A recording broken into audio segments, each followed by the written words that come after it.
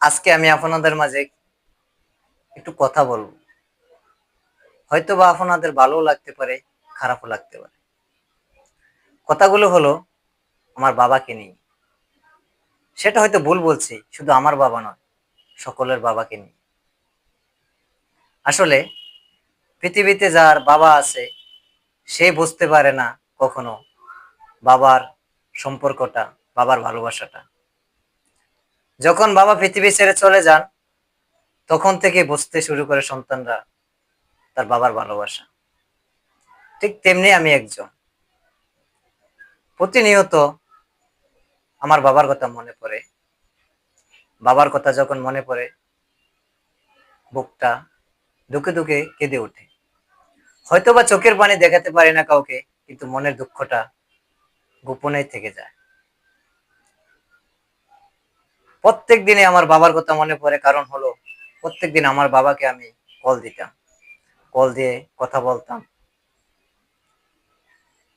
হয়তো আজ আমার বাবার সাথে কথা বলতে পারি না, কিন্তু বাবার জন্য দোয়া করার চেষ্টা করি। এমনকি বাবার জন্য দোয়া মানুষের কাছে চেয়ে থাকি, সবার কাছে চেয়ে থাকি, আত্মীয় স্বজন, বন্ধু বান্ধব সবার কাছে। আল্লাহ তাআলা যেন আমার বাবাকে জান্নাত নসিব করেন এবং কি তাকে ক্ষমা করে দেন। আজকে কথাগুলো বলার কারণ হচ্ছে যেন আপনারাও বুঝতে পারেন। আসলে বাবা যখন ছিল তখন আমি তেমন ভালোবাসা বুঝতে পারিনি, তার আদরটা তেমন বুঝতে পারিনি, কিন্তু এখন বুঝতে পারতেছি।